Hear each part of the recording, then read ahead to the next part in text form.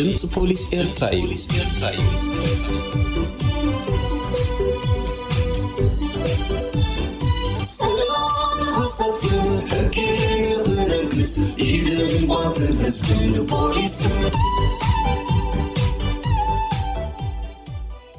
ድምጽ ፖሊስ ኤርትራ በህዝባዊ ርክባት ፖሊስ ኤርትራ ወጥሩ ሰንበት ካብ ሰዓት 10 ክሳብ 10 ፈርቃን ቅድሚ ቀትሪ ዝቀርብ ኮይኑ ሶሉስ ምሸት ሰዓት 8 ኣብ ሬድዮ ዛራ ዝድገም መደብ እዩ።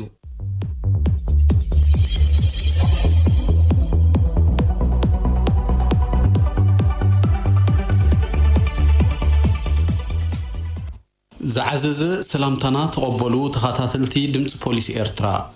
ድምጽ ፖሊስ ኤርትራ ንመላእ ህዝቢ ኤርትራ ብፍላይ ድማ ንኣመንቲ ክርስትና ርሑስ ኣውደ ዓመት እንቋዕ ጾም ልጓም ፈታሐልኩም እናበልና ኣብዚ ናይ ፍርቂ ሰዓት ጻንሖትና መሃርትን ሓበርትን ዝበልናዮም ትሕዝቶታት ኣዳሊና ኣሎና መደባትና ክሳብ ዝዛዘም ምሳና ክትጸንሑ ብኽብሪ ዝዕድመኩም ኣዋሃዲ ኤርምያስ ኣስፋሄ ሕጂ ዜና ፖሊሲ ይቐርብ ተረኛ ኣንባቢ ኣቤል አብርሃም ኣብ መስመር ተዳልዩ ይጽበየንሎ ድሕሪ ዜና ምለሰኩም ሰናይ ምክታል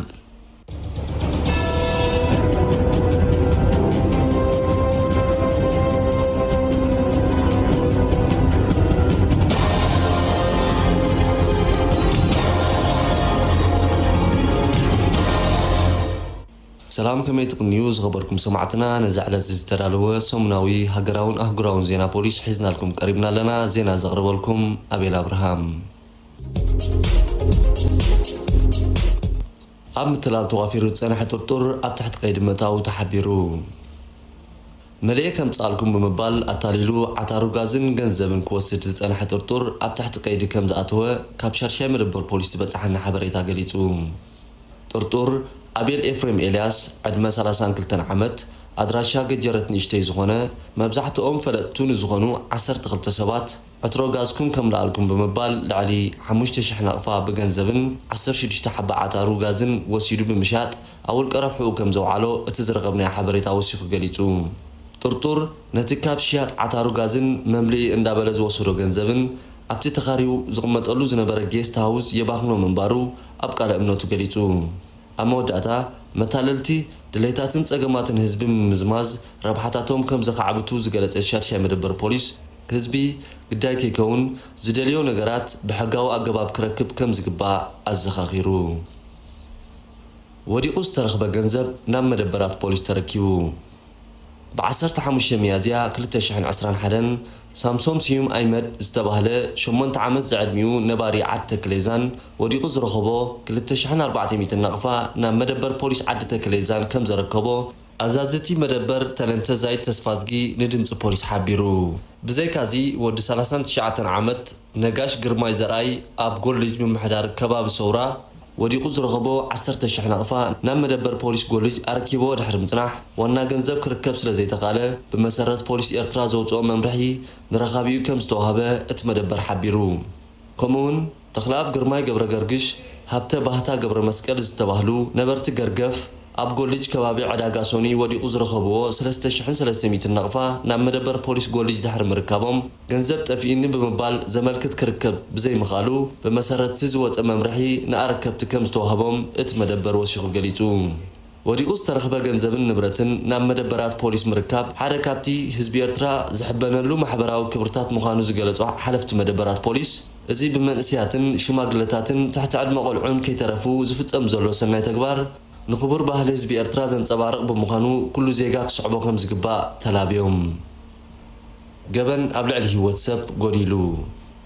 ورح مقابيت كلتا شحن 11 قبل أبلع الهيوت سب مقدال كم زرعي سلسة ورحاو تسبتاب ستاف مزنعتن وطنن بوليس إرترا قليتو أبزو ورحزي 34 ترعانات قربو قلو مز حلفو ورح لكاتيت كنت أتر كلو ب10.5 ميتاويت مقدال كم زرعي اتتسبتاب وشيخو قليتو تنقطات فتامي قبن جنزباو مسحاب صنيح صدن كيمن صرفي مسته وزته زامسولو كونم كلو كم برت حاتين باتري دونغولان كاران وزته دما تخصصتي قبن فصمو زتقوملو مسارحيتات كم زنبرو اتتصبصاب حبيرو بزي كازي 18 طرعنات اكل مقدال كقربو كلو كابزيوم انتم 11 ابزوبا دبوب كلته ابزوبا ماكلن غاش باركان حدقا ابزوبا سميناو قح بحر نيروم እቶም ጎነፃው ባእስታት ብዝተፈላለዩ ምክንያታት ዝተበገሱ ኮይኖም ቀሊልን ከቢድን ኣካላዊ ጉድኣት ከም ዘስዓቡ እቲ ጸብጻባ ነጺሩ ኣብ መዓልታዊ ህይወትና ገበን ንክንፍጽም ዝድርኹና ሓያሎ ዘየረዳድኡ ጉዳያት ክህልው ዝኽእሉ እኳ እንተኾኑ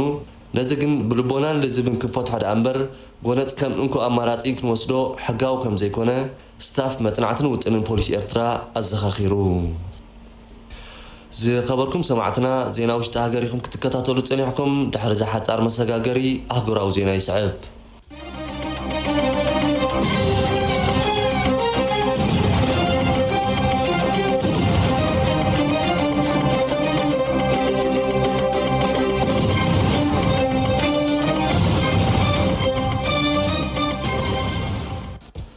6 ኣባላት ጉጅለ ሰረቕቲ ን42 ኣዋርሕ ክእሰሩ ተፈሪዶም ኣብ ዓባይ ብሪጣንያ ካብ ዝተፈላለዩ ድኳናት ልዕሊ 160,000 ፓውንድ ዘውፅእ ኣቑሑ ዝሰረቑ 6 ኣባላት ናይ ሓንቲ ጉጅለ ገበን ነፍሲ ወከፎም ን42 ኣዋርሕ ክእሰር ከም ዝተፈርዱ ፖሊስ ሃገር ገሊጾም እዞም 36 ዓመት ዝዕድሚኡ ኒኮሊሊን ወዲ 27 ዓመት ኣሊን ማሃይን ዝርከብዎም 6 ሮማናውያን ጎሓሉ ምእንቲ ከይፍለጡ ቦታ እናቀያየሩ ኣብ ዝተፈላለዩ ከተማታት ካብ ዝርከባ ድኳናት እዮም ዝሰርቁ ነይሮም እዚ ሜላዚ ተጠቂሞም ዓበይቲ ድኳናት እናመረጹን እናጽኑዑን ኣብ ውሽጢ 6 ኣዋርሕ ጥራይ ብውሕዱ 81 ዝኣክል ገበናት ስርቂ ከም ዝፈጸሙ ድማ ፖሊስ ኣረዲኦም ኣብ ነፍሲ ወከፍ ፍጻሜ ኩሎም ኣባላት እታ ጉጅለ ተሳተፍቲ ናይቲ ገበናዊ ስርሕት ብምዃን ገለ ካብኣቶም ኮነኢሎም ኣላርም ብምውላዕ ኣብቲ ቦታ ዓገርግር ክፈጥሩ ከለዉ ዝተረፉ ነዚ ኩነታት ጉልባብ ገይሮም ሰብ ከየስተውዓለሎም እዮም ዝሓዙ ሒዞም ዘምልጡ ነይሮም መንነት ናይቶም ጎሓሉ ክፍለጥ ዝተኻለ ፖሊስ ኣብቲ ድኳናት ዝተተኽላ ሲሲቲቪ ካሜራታት ካብ ዝቐረጾ ስእልታትን ኣብ ናይ ልቃሕ ካርድ ዝረኸቡ ሓበሬታን ተበጊሶም ብዘካየድዎ መርመራ እዩ ፖሊስ ንመንነት ናይቶም ገበነኛታት ድሕሪ ምፍላጥ ኣብ ታሕቲ ቁፅፅር ከእትውዎም ኣብ ዘካየድዎ ወፍሪ እቶም ጎሓሉ ንስርቂ ዝጥቀሙለን ዝነበሩ 3 ተሽከርከርቲ መሓዞም እውን ተፈሊጡሎ ብዘይ ሕጋውን ዘይስነ ምግባራውን ተግባራት ዝተጠርጠረ መርማሪ ፖሊስ ነበር ይቕየድ ብዘይ ሕጋውን ዘይስነ ምግባራውን ተግባራት ዝተጠርጠረ መርማሪ ፖሊስ ነበር በአባላት ምክልኻል ገበን ድሕሪ ዝተኻየደሉ ምክትታል ኣብ መንበር ገዝኡ ከተማ ኣሎር ስታር ማሌዥያ ኣብ ታሕቲ ቀይዲ ከም ዝኣተወ ሓላፊ ክፍሊ መርመራ ገበን ሖዚር መሐመድ ሰይድ ገሊጹ እዚ ወዲ 33 ዓመት ጥርጡር ቅድሚ 2 ዓመት ካብ ቤት ጽሕፈት ክፍሊ መርመራ ገበን ከተማ ቡኪት ኣማን ማሌዥያ ሓቅነት ዘይብሉ ፖሊስ ጠቀስ ሓበሬታታት ብምዝርግሑን ኣብ ዘይስነ ምግባራዊ ተግባራት ብምውፋሩን ድሕሪ ዝቐረበሉ ጥርዓን ካብ ፖሊስ ከም ዝተሰጎ እቲ ሓላፊ ኣነጺሩ ጥርጡር ድሕሪ ምስጓጉ እውን ብዝተፈላለያ ትካላት እናተተባብዐን ግቡእ እናተቐበለን ነቲ ተግባራት ክቕጽሎ ከም ዝጸንሕን ኣብ መንበር ቤቱ ድማ ከም ላፕቶፕ ተንቀሳቃሲ ቴሌፎን ፍላሽን ሲም ካርድን ዝኣመሰሉ ዲጂታላዊ ናውቲ ብምርካቡ ሰነዳቱን ምፍታሽ መርመራ ክቕጽል ምዃኑ ሖዚር መሐመድ ሰይድ ወሲኹ ገሊጹ ገለ ካብቶም ኣብ ምክልኻል ገበናት ዝተዋፈሩ ብጉጅለ ዲ 7 ዝፍለጡ ኣባላት ፖሊስ ድማ ሓላፍነት ስርሖም ብምዝንጋዕ ምስ ኣብዘይ ሕጋዊ ተግባራት ዝተዋፈሩ ጉጅለታት ርክብ ብምፍጣሮም ተጠርጢሮም ኣብ ምክትታል ከም ዝርከቡ ሓላፊ ፖሊስ ከተማ ጆሆር ማሌዥያ ኣዮን ካህን ሜዲን ሓቢሩ ኣብ መወዳእታ ብዝተፈላለዩ ማሕበራዊ መራኸቢታት ሓቅነት ዘይብሎም ወረታት ክጋውሑ ስለ ዝኽእሉ ህዝቢ ከስተውዕለሎምን ክጥንቀቐሎምን ከም ዝግባእ ሓለፍቲ ፖሊስ ዝተፈላለያ ከተማታት ማሌዥያ ኣዘኻኺሮም ኬንያ ኣብዘይ ሕጋዊ ንግዲ ስነ ሓርማዝ ክነጥፍ ዝጸንሐ ዜግኣ ከም ዝቐየደት ገሊጻ ኣብ ኬንያ ኣውራጃ ክዋለ ንኡስ ዞባ ኪናንጎ ኣብ ሃይማኖታዊ ጉዳያት ከም ሓላፊ ኮይኑ ክዓይ ዝጸንሐ ጆፋት ማቲዮ ኪዮሪ ውፅኢት ዘይሕጋዊ ሃድን ምዃኑ ዝተገልጸ ኣስታት 35 ኪሎግራም ዝምዘን 12 ሓባ ስነ ሓርማዝ ሒዙ ብምጽንሑ ከም ዝተቐየደ ሰመዚ ፖሊስ ሃገር ሓቢሮም ወዲ 53 ዓመት ጥርጡር ማቲዮ ኪዮሪ ኣቀዲሙ ምስ ተቐይድሉ ዘሎ ጉዳይ ብዝተኣሳሰር ኣብ ምክትታል መንባሩ ዝገለጸ ፖሊስ ዞባ ክዋለ ኣብ ዓሪፍሉ ዝነበረ ሆቴል ዓደግቲ ተመሲሎም ናብኡ ብዝኸዱ ኣባላት ጸጥታ ኢድ ብኢድ ክተሓዝ ከም ዝኽኣለ ሓቢሮም ሓላፊ ክፍሊ ምክትታል እንስሳ ዘገዳም ኬንያ ኡማር ሙካንድ ጥርጡር ሒዝዎ ዝጸንሐ ስነ ሓርማዝ ኩራንዘ ካብ ዝተባህለ ኣከባቢ ዝመጸ ክኸውን ከም ዝኽእል ብምጥቃስ ጥርጡር ነቲ ኣብ ጸሊም ዕዳጋ ብኽቡር ዋጋ ዝሽየጥ ስኒ ንንጽል ብሕሳብ 100,000 ሽሊንግ ክሸጦ መደብ ከም ዝነበሮ ገሊጹ ጥርጡር ማቲዮ ኪዮሪ ብዋንነት ዘይሕጋዊ ንግዲ ስነ ሓርማዝ ተኸሲሱ ኣብ ዝቑርብ መዓልታት ናብ መጋበያ ቀርብ ምዃኑ ጸብጻባት ይጠቕሱ ዝኸበርኩም ሰማዕትና ነዝዓለት ዝተዳለወ ሰሙናዊ ዜና ፖሊስ በዚ ተፈጺሙሎ ምዝተረፉ መደባትና ንሓድገኩም ብወገነይ ሰላም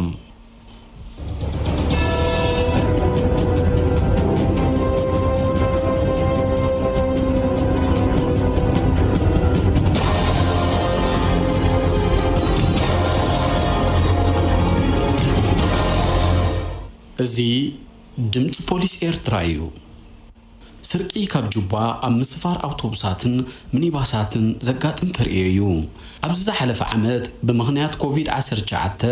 ምስ ምድራት ተሽከርከርቲ ኣብ መደበራት ፖሊስ ዝቐርቡ ጥራሕናት ስርቂ ካብ ጁባ ጎዲሎም ድሕሪ ምጽናሕ ኣብዚ እዋን ዝግና ይቃላቀሉ ኣለዉ ካብዚ ብምምጋስ ኤርሚያስ ኣስፋሃ መከላኸሊኡ ጥንቃቐን ምስተውዓልን እዩ ብዝብል ዘዳለዎ ዓንቀጽ ቀጺሉ ብሙሴ ኪዳነ ክቐርብ እዩ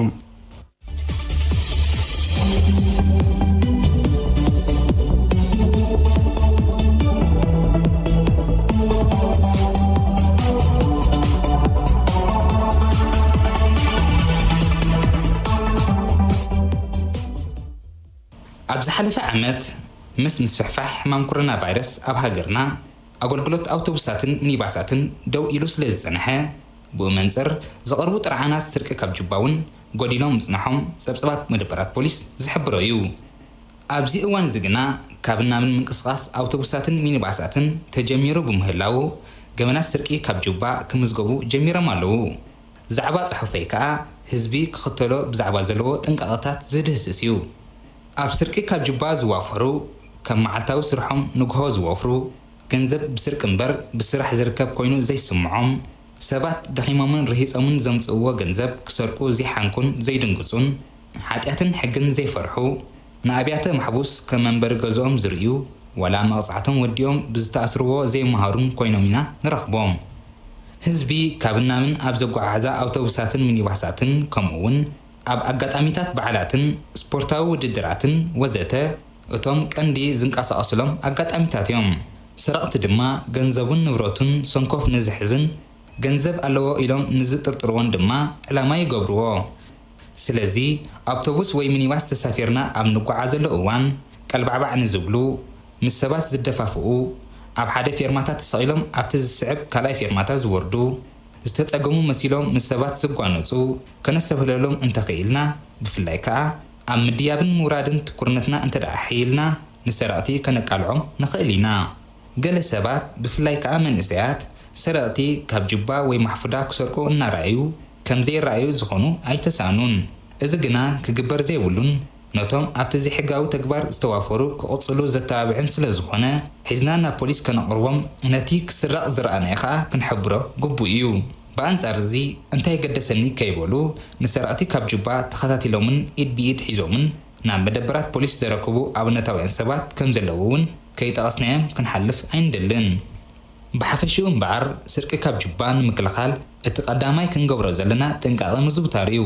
ካልእ ኣብ ስርቂ ካብ ጅባ ንዝዋፈሩ ገበኛታት ንምቅላዕ መራሕቲ ይኹኑ ተቆጻጸርቲ ኣውቶቡሳትን ሚኒባሳትን ዓቢ ኣስተዋጽኦ እዩ ዘለዎም ኣብ ምድያብን ምውራድን ፍሉይ ምንቅስቓስ ንዝገብሩ ሰባት ክዕዘብዎምን ከለለይዎምን ስለ ዝኽእሉ ንተሳፈርቲ ሓበሬታ ወይ መጠንቀቕታ ብምሃብ ኣብ ምክልኻል ስርቂ ካብ ጅባ ምትሕባሮም ክዕዙ ኣገዳሲ እዩ ብዘይካዚ እቶም ገንዘብና ተሰሪቑና ዝብሉ ሰባት እውን ካብ ምስተሰርቁ ኣውቶቡስ ናብ መደበራት ፖሊስ ብምውሳድ ወርቃዊ ግዜ ተሳፈርቲ ዘባኽኑ ገንዘቦምን ንብረቶምን ብግቡእ ክቆጻጸሩ የድሊ ሰረቕቲ ካብ ጅባ ንዝሰረቕውን ሞባይላት ኣብ ምግዛእን ኮዳተን ዝተዓጽወ ኣብ ምኽፋትን ዝተሓባበሩ ወነንትን ሰራሕተኛታትን ትካላት ኤሌክትሮኒክስ ከዓ ካብ ዘይሕጋዊ ተግባራቶም ክቁጠቡ ይግባእ ኣብ መወዳእታ ስርቂ ካብ ጅባ ዝፍጸም ብሰሪ ሰንኮፍ ኣተሓሓዛ ገንዘብና ካብ ኮነ እምበኣር መፍትሒኡ ኣብ ኢድና ምህላው ክንግንዘብ ኣለና ንሱ ከዓ ጥንቁቓትን መስተውዓልትን ምዃን እዩ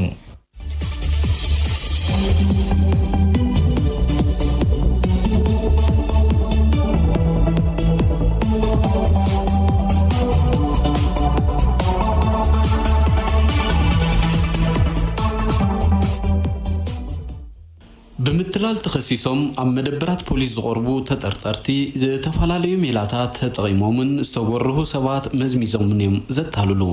ተስፊት ገብረ ሚካኤል ብምትላል ተኸሲሱ ኣብ ሻድሻይ መደበር ፖሊስ ዞባ ማእከል ተቐይዱ ዝርከብ ተጠርጣሪ ዘካየዶ ቃለ መሕትት ክቐርብ እዩ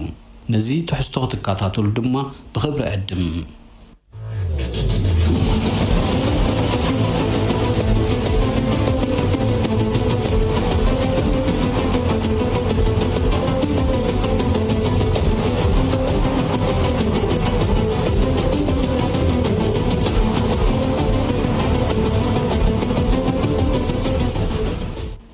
ወድሰብ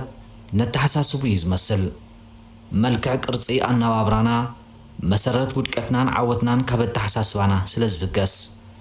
ኣብ ተሐሳስቡ ድኽመት ስንፍና ዘተኣናግድ ሰብ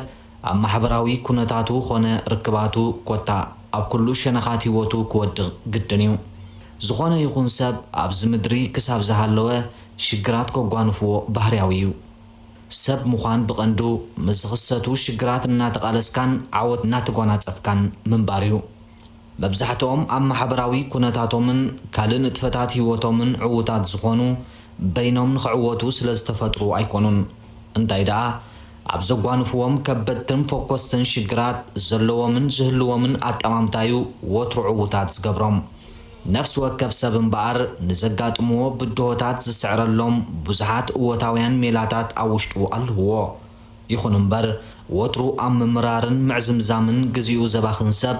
ኣብ ክንዲ በቲ እወታዊ ሜላ ሽግራቱ ህይወቱ ክፈትሕ ዝቃለስ በቲ ኣሉታዊ መዳያት ተሓሳስቡ ተደሪኹ ዝጎደሎ ማሕበራዊ ጠለባት ከማልእ ይህንደድ መብዛሕትኦም ኣብ ገበን ተዋፊሮም እትረኽቦም ሰባት ብሰሪ ዘማዕብልዎም ዝተፈላለዩ ወልፍታት ድሌታቶም ንምርዋይ ገንዘብ እንዳማቶም ክምንዝዑ ዝቕሰቡ ብምዃኖም እዮም ስለዚ ድማዮም ገለ ኣብ ምትላል ገለ ኣብ ስርቂ ገለ ድማ ኣብ ከትርን ካልእ ገበናዊ ተግባራትን ተዋፊሮም ንረኽቦም ገለ ውሕዳት ድማ ሰኣን ረጊእካ ምሕሳብን ኣማራጺታት ምድላይን ናብራ ጸንኪሩናን ካልእን ብዝብል ምስምስ ኣብ ከምዚ ልዕል ኢሎም ዝተገልጹ ገበናት ተዋፊሮም ይጸንሑ መፍትሕ ሽግር ብቐንዱ ስራሕ ምዃኑ ይዝንግዑ ሽግራትካ ዓይነት ስራሕ ከየማረጽካ ምስ እትሰርሑ ክቕረፍ ዝኽእል ስራሕ ብቐንዱ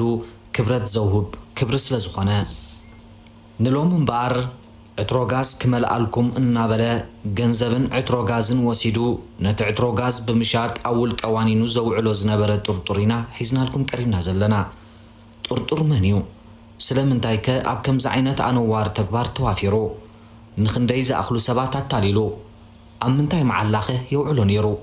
ብቓላቱ ንከታተል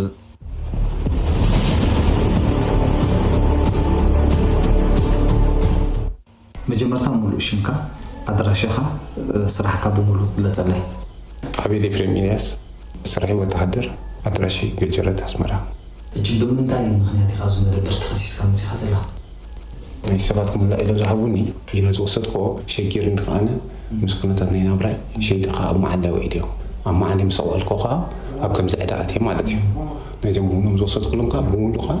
ናብ ውልቃዊ መዓለይ ወይ ከዓ ዝኾነ ነገር ገይረዮ ማለት ሕጂ እቶም ሰባት ብኸመይ ኢኻ ተፅንዖም ነርካ ጋዝ ጥራይ ኮንካን ካ ሸጥካ ገንዘቦም እውን ትወስዶ ነርካ ንኣብነት ክልተ ጋዝ ዝሃቡኻ ምስኡ መምልኡ እውን ትወስድ ነርካ ክንደይ ዝኣክል ዕትሮ ጋዝ ኢኻ ወሲድካ ክንደይ ዝኣክል ብግጥረ ገንዘብ መምልእ ኢኻ ወሲድካ ናይ 12 ወሲደ ናይ 12 ክወስዶ ከለኹ ብጥሞና ይኩን ወሲድ እዮም በባሓደ ኢለ ወሲድ እዮም በባሓደ ክወስዶ ከለኹ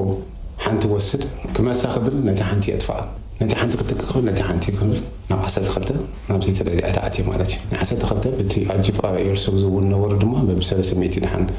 ከባቢ 4000 ገንዘብ ሲቲ ገንዘብ ኣበይ ትመልኦ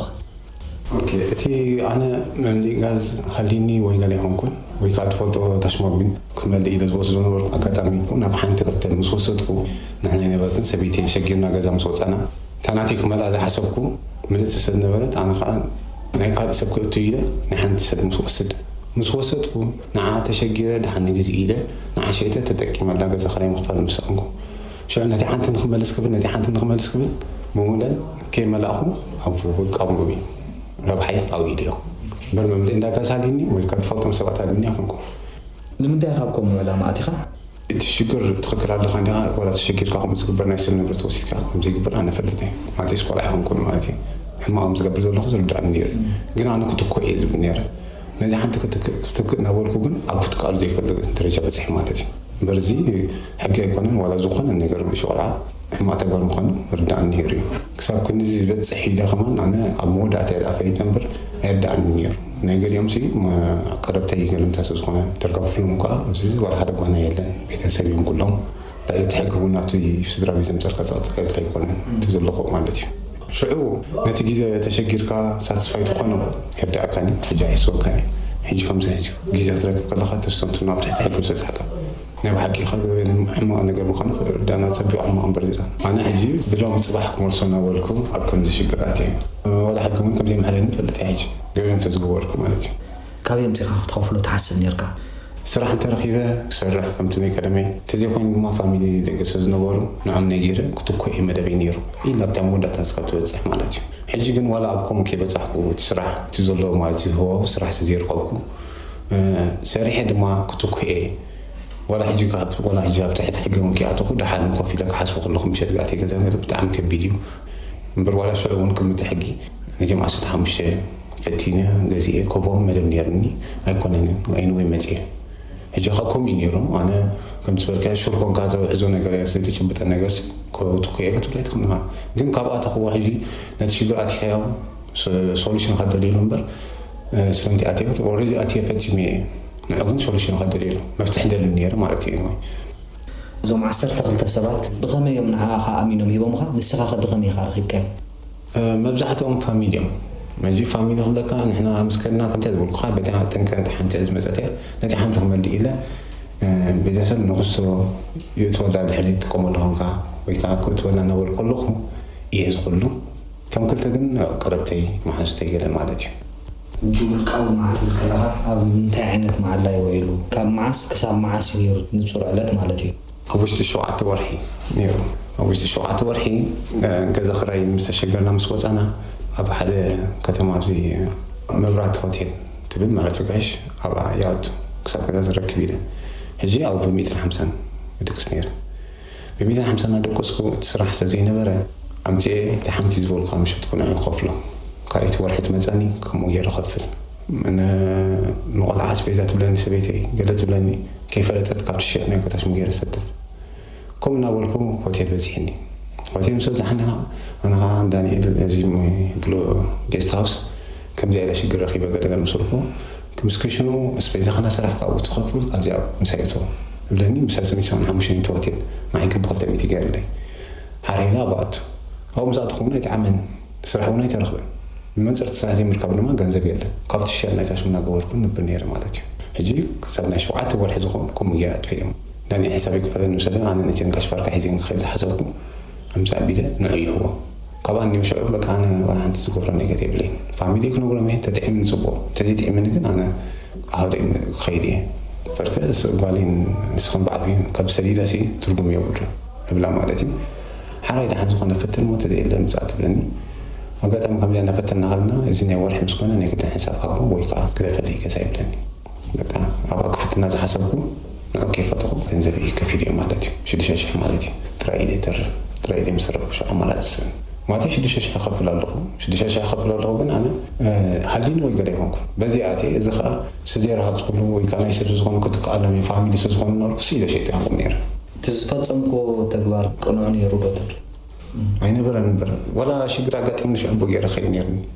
ولا حنت يردان نيرو كم زي أنا أترو أفرط لي قليل لي حنتي أترو مشتكو بقى بخما حجنا مو حسوا بخينا غير هاتكلو تعمل أنتي من شيء تدري خفوا نير شطر لهم زنبر كسبات كم ده يبغوا بخمي كافرتهم كيل كانتهم شطر لهم زنبر كا تي شطر نبر كسبات كده سر السبات يزفلت بنصور تي فانيين دانيين عندك أنا سامز بعد نجي ساتم بقربا الفلتة ما تبقى رختي تليفون متلاوينا وأنا قربتهم بتعمل شيء من قبل كون السيو ما تكون كمان أبزي نبرتهم مليشهم قرنا إذا قررت كنا بتعلى سركي شوي منير الفلتة مني إذا مزبلك أقول بيست قربتين درجة مسارتين واحد جفت بوناتي ما ذي فلتهم ما تيجي نبيها درجة كبدن حكم كوينا I don't think so ما حسب بس نكرر بعرفتي كم هو فرم كله كم زخالي مثلا نقول أخوان نب أنا سريع أيام سخوه قد أيام سخوه جن كون يسوري لي apologize خد حتى جن كم تاني كلام ما تكنيسة كم نشيد ካሎም እዞም ሰባት እዚኣቶም ክንደይ ዝኣክል ጋዛት ኢኻ ሸጥካ ኣሎ? ዳንኤል ክልተ ኤርሶክ ሸጥ ኣሎ። ንፋንኤል ሓንቲ ኤርሶክ፣ ንሳሙን ሓንቲ ኤርሶክ፣ ተኻል ኣጂብ ኤርሶክ ግን ከም ነዚኦም ላይ ኣብ ጻዕዳ ጽርግያ ከደ ኣብ ሸጦ ነይረ ዝበዝሐ ማለት እዩ። ሰለስተ ከዓ ሓደ ኣብ ቶማስ ዝበሃል ኣብ ሓጋዝ ማለት እዩ ዝጉደን ገንዘብ ነይሩ ቤተን ሰለስተ ዕትሮ ገንዘብ ኢሉ ምስ ረበሸንኻ ቤተን ሰለስተ ዕትሮ ደቂስ እዮም ካልእ ኣድራሾም ኣይፈልጦምኒ ቴሌፎን ሂብን ኣይፈልጦምኒ ብኸመይ ይሸጦ ነይረ። ኣብ መወዳእታ ትብሎ እንተለካ ኣነ በቃ ብጌጋይ ተዕሪመ ሰላም ዘለዎ ህይወት ክመርሕ ጥራይ እንተለ ከምዛኻ ዝኾነ ሰብ ክረሕቕ ማለት ተሸጊረ ኢልካ ኣብ ዘይተደለየ ሽግር ከምዚ ይብል። ኣብ መደምደምታ ኣብ ከምዚ ዓይነት ናይ ምትላል ተግባራት ዝተዋፈሩ ሰባት ድሌታትን ባህግታትን ሰባት መዝሚዞም ሓቂ ብዝመስል ሓሶት ተጠቒሞም ንዘይክእልዎ ከም ዝኽእልዎ ንዘይፈልጥዎ ከም ዝፈልጥዎ ኣምሲሎም ንዕረ ብመዓር ቀቢኦም ዝንቀሳቐሱ ስለ ዝኾኑ ህዝቢ ንዝደልዮም ነገራት ይኹን ጉዳያት ብሕጋዊ መንገዲ ከሳልጥ እምበር ብከምዚኦም ዝኣመሰሉ ሰባት ግዳይ ምትላል ኮይኑ ገንዘቡን ግዚኡን ከየባኽን ክጥንቀቕ ይግባእ።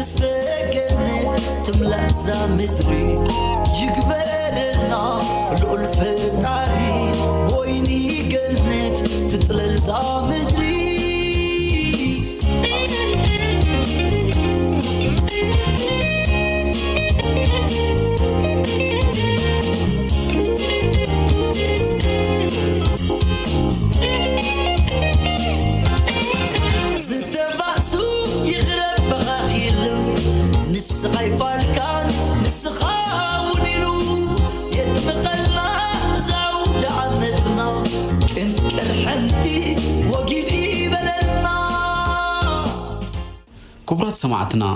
መቸም ሎሚ ኣውደ ዓመት እዩ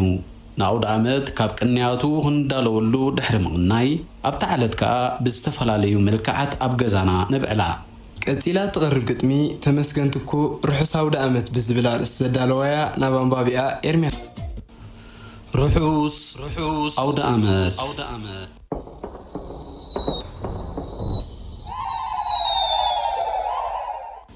ሰብ ዓዲ ጎደቦ ሰብ ርሑቕ ቀረባ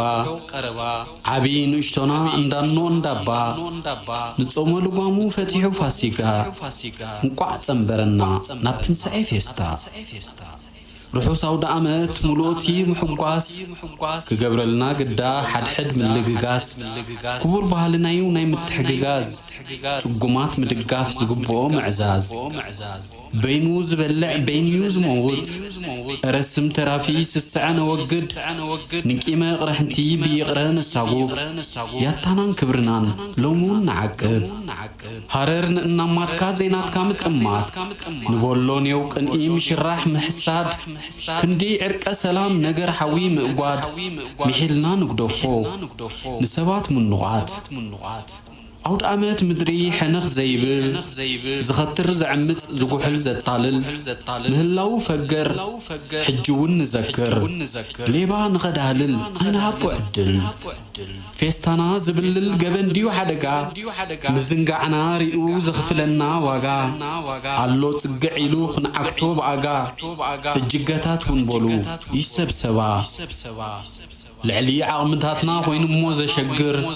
مسزقات منا محير زتراتر كندخون كنبل جزي خم نقتل سلت إلنا رأى نبوليس نحبر بسترفها داقم بونو فيستا رحو سودا أمت ستي نس جامعات سختت مسمولو تعنا سلام فقري حقوس يقبرلنا بش نقولنا دس بولو كورانن سمعتي دمت بوليس إرترا نلومي أدالينيام زنبرنا مدبات أبزيز عزيمنا لنا زمت سومون بخالو تحستو مدبات كن راخبينا كساب شعو سلام كنيات بمناي نسانا بوتوكم أدالوتن أقربتن كابتن برهان زكارياس تمزغنتوكو إرمياس أصفا تسفيت قبر ميكائيل موسي خيدانة شيشايتو مولسو أبيل أبراهام مستيك نشان عود طعم بحبار بمخانينا كساب زمت سومون بخالو تحستو مدبات نمتاكم دقيمنا بروخ عود أمت دحانك النيوم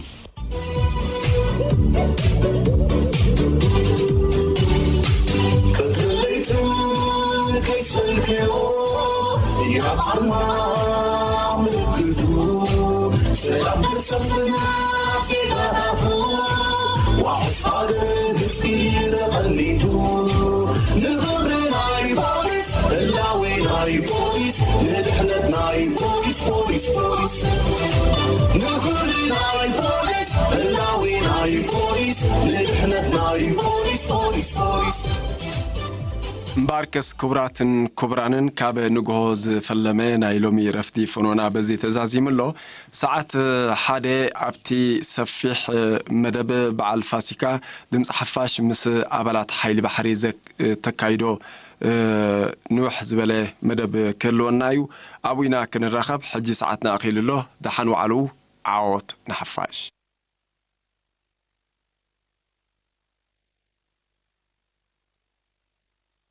خبركم سمعتنا كم يتحضروا رحص بعل فاسيقا كقبر لكم نمنا مباركس أقدمكم مدبات دمت حافاش إيرترا أقلقلوت تقرنيا وترو سنبت حيزوم لكم زغربيكم أب مكتال تانيحكم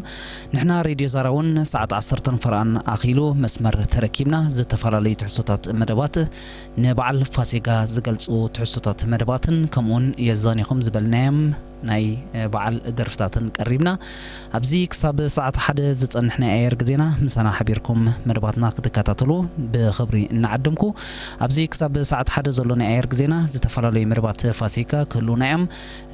أبزي سنبزي ندالولكم بغتا تدالو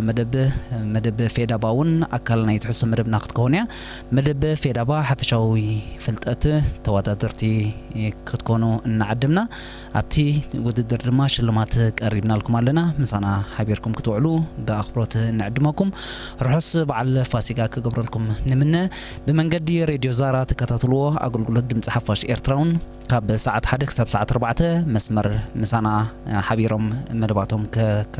كتكاتاتلو كنعدمكم الفوتو أقدمنا مالتيو كاب ساعة حدك ساعة 4 أبزلوني اير جزينا دما فولي مدب فاسيقا كاب حيل بحري إيرتراز تدالو كلونايو كساب ساعة حدا مس راديو زارا كتصنحو تدالو مدبات نعدمكو بناي دمصاوي موسى زكرياس درفي كنفلمينا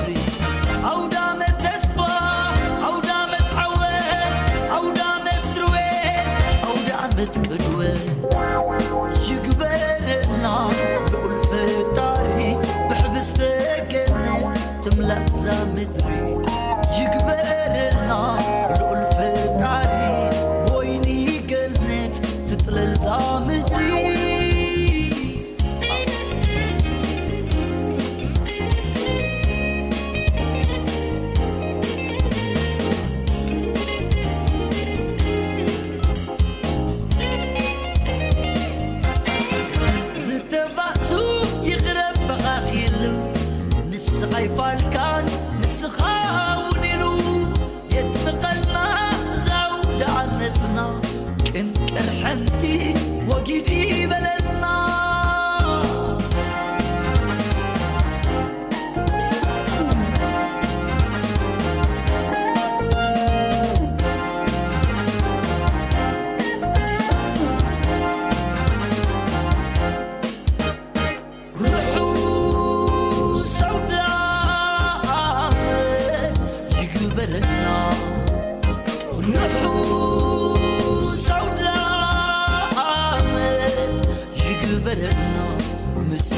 درنا فتوتنا محاسوتنا عرفتنا الحسة ودعمت سنايا ودعمت سرامة ودعمت اللي كبرنا